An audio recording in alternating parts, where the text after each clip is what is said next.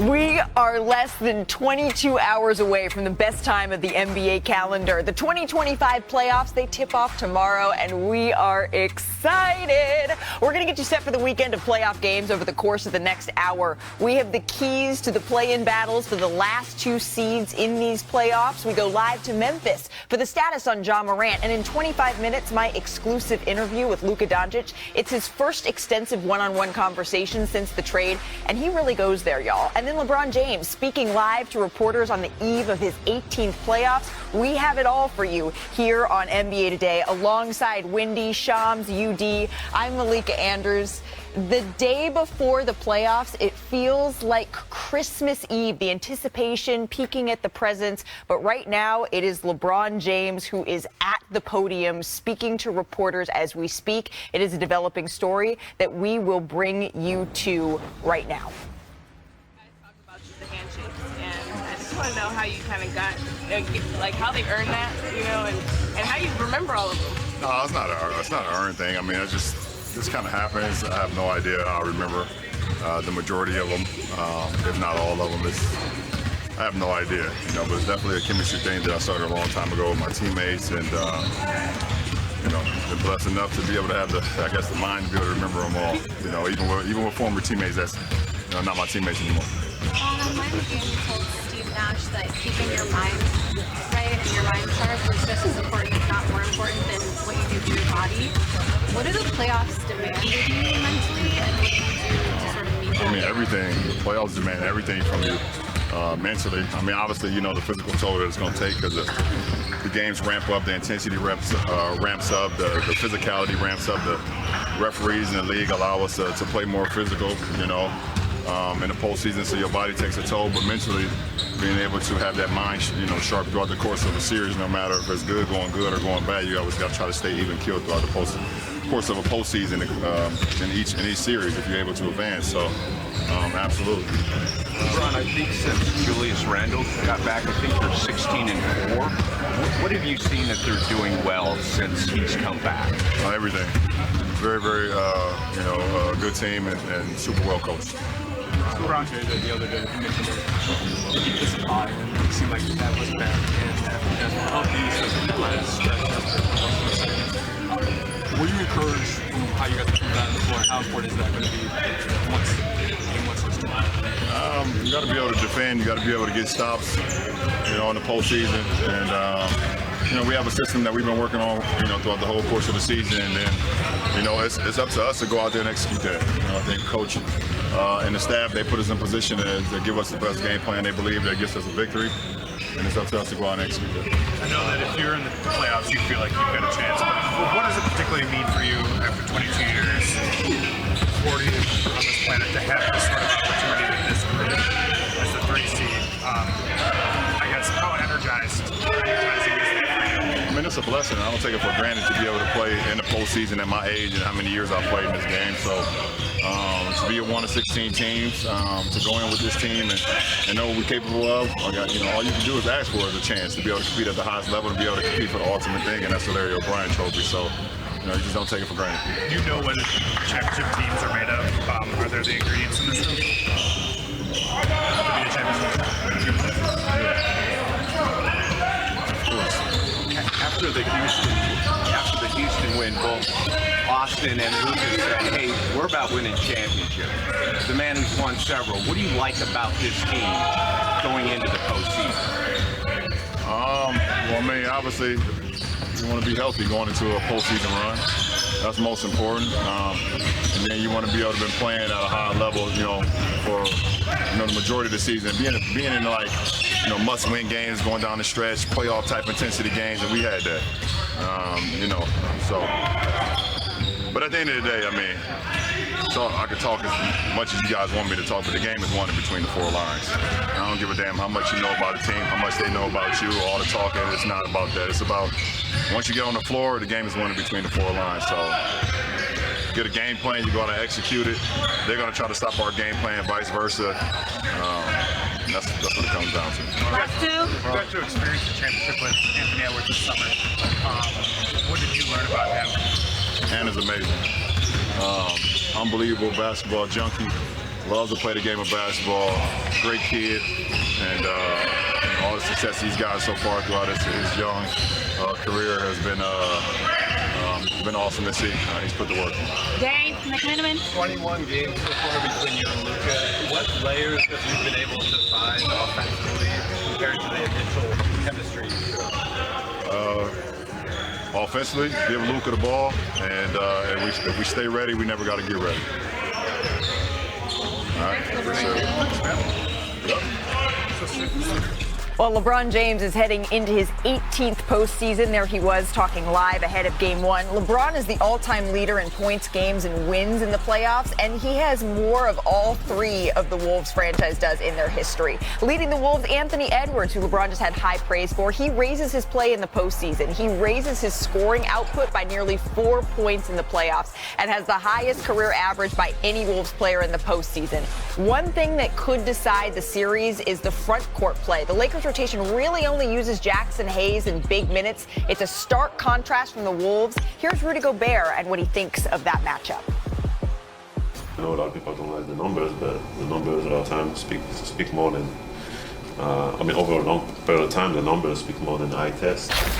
It's going to be up to us to be able to be consistent with our approach, and yes, I'm going to, just like in our career, I'm very likely to be crossed over, very likely people are going to hit some tough shots over me, and then I might get dunked on, and all that stuff might happen, but let's see what happens over the course of, hundreds and hundreds of possessions.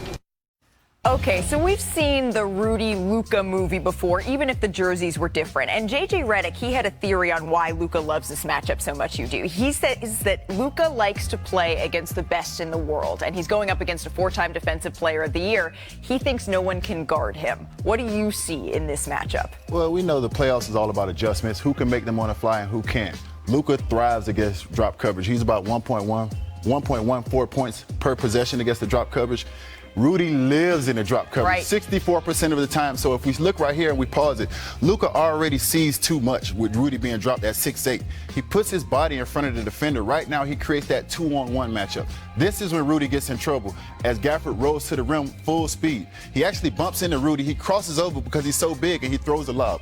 Once he gets Rudy to drop his hip, Rudy's at a disadvantage. Now we say it again. We shoot it right here. Lively sets the screen. Rudy has already dropped that hip.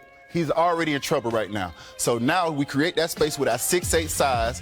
We keep that defender on my back. We hold it, we get through the screen, we Euro step, and we still throw the lob. He is going to thrive against drop coverage if he has Jackson Hayes in the game with him. If I'm Minnesota, I match Rudy minutes against Jackson Hayes, but instead of being in a drop, I get up and press him a little bit. I make him hit Jackson Hayes, and I make Jackson Hayes beat me and make him be the playmaker against those guys. Right. I do wonder how much they're going to go to Jackson Hayes in this series. It's a conversation we're going to get into in just a minute. But on the other side of the ball, no player, was double-teamed more this season than Anthony Edwards, but that's not really the Lakers' game. How do you think they're going to try to defend him? Shrink every elbows. Don't let him see any open driving lanes. 3 guys in front of him. And if we look at it right now, he comes off, we switch, we got Gabe Vincent, but we pause it right here. We have a triangle. We have Vanderbilt here. We have Reeves in the corner. He is seeing 3 bodies right now. So there's no driving lanes. All he can do is drive into a defender and spray for an open shot.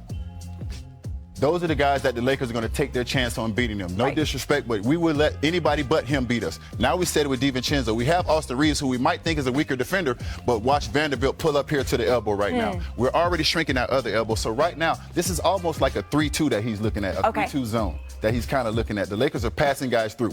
You make other guys beat you. If I'm Minnesota, the adjustment is to go small. I'm flashing I'm flashing Julius Randle to the middle. I'm getting McDaniels on the baseline, and I'm putting shooters in the corner. That way, when you get the ball to the middle, the Lakers have to react to the scoring guy in the middle. You have McDaniels on the baseline for the lob. You got shooters in the corner, and that's how you got to attack that 3-2 zone. And it's not a man. It just looks like a man. Right, and that's how you see Anthony Edwards is able to actually raise his game, his scoring output against a team like the Los Angeles Lakers.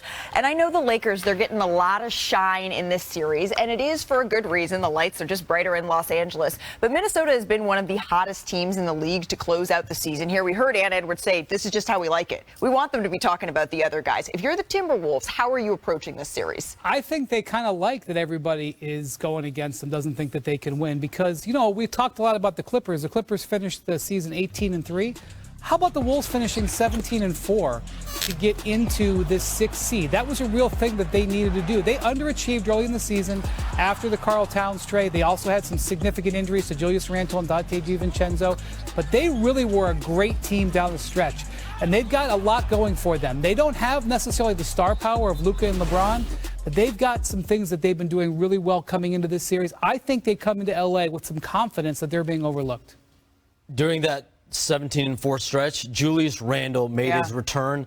And just the way he's playing, there's a different energy to him. In that stretch, he's averaging right here, I have with me, 18 points, 7 rebounds, almost 6 assists a game. And to me, it's the efficiency. 52% from the field, 40% on threes. In a lot of ways, this might be the best overall season, and this might sound crazy, of his career because he's impact winning. He's had to completely change his game around Anthony Edwards. We know he's been on all NBA teams. He's been on all-star teams, but he has had to take a back seat. He's had to be a playmaker. He's had to really change his game. And for me, it's seeing the energy that he's playing with. And he's embracing trying to rebound and play around Anthony Edwards. I think that Julius Randle could be the swing piece in this series. Do the Lakers have a good defensive, physical matchup for him? Real quick, UD, I just wanted to go back to this. You said that the Timberwolves, they have a size advantage in this matchup, but they may actually go small. Does that play to the Lakers' advantage if they have to make that adjustment here? Well, you got to figure that there's only been so many minutes played with Jackson Hayes at the 5. I think the Lakers like to go with LeBron James at the 5, so I think that will help Minnesota. And also, you want to get Rudy Gobert out of the game if you're Minnesota, because once again, 64% in the drop coverage, and Luka thrives in that. So there will be minutes for Rudy in this, but I think you have to really play that game of going small in and out with Jackson Hayes. You want to match Rudy's minutes with Jackson Hayes. Especially because they found some success with that Reeves, LeBron, Rui, Dorian Finney-Smith, Luka lineup. It's a small sample size, but on both ends of the floor, they have had success against even bigger teams. More on this matchup still to come on M's Away. So let's focus on the little Eastern Conference side of the bracket, coast to coast, or just one coast up and down. The lure of Indiana and Milwaukee, it continues. We had Ballgate, 4-point play game winners, a rematch of last year's first round, and who could forget the in-season tournament? Tyrese hit the Dame Selly. With Dame's return imminent, UD, what's your prediction on this series? I'm always going with the team with a chip on their shoulder. Last year, Milwaukee didn't get it done. They get Dame back. That's encouraging, so I'm going with the Milwaukee Bucks on this one. The Indiana Pacers, though, they are, what did we say about the Heat that one year? Dangerously looming, maybe even one step above all of that. Let's go to Paolo Banchero and the Magic here. They have a tall task against Jason Tatum and the defending champs. Since Paolo entered the league, though, the Magic, they're 6-4 against the Celtics, the second best record by any team, trailing only the Thunder. Brian, you giving Orlando a puncher's chance? A chance to win the series? No. But they will come in, as you mentioned, with some confidence, and confidence is important for an underdog. They also were pretty good last year in the playoffs. They were up and down in that series with the Cavs, but they won 7 games. Their starting lineup just is so inconsistent scoring, it's hard for me to believe they can go up with Boston. But, hey, I will give them an opportunity to take a game. If they win more than that, I'll be impressed. And tonight, Trae Young and Tyler Hero, they're going to fight for their playoff lives, a chance to take on the Cavaliers here. These two teams, they split the regular season series, the Heat winning both matchups since the trade deadline. Udonis, take us back there. You're in the locker room. What's your message to this Heat team? I'm looking around, I'm telling those guys, listen, 95% of this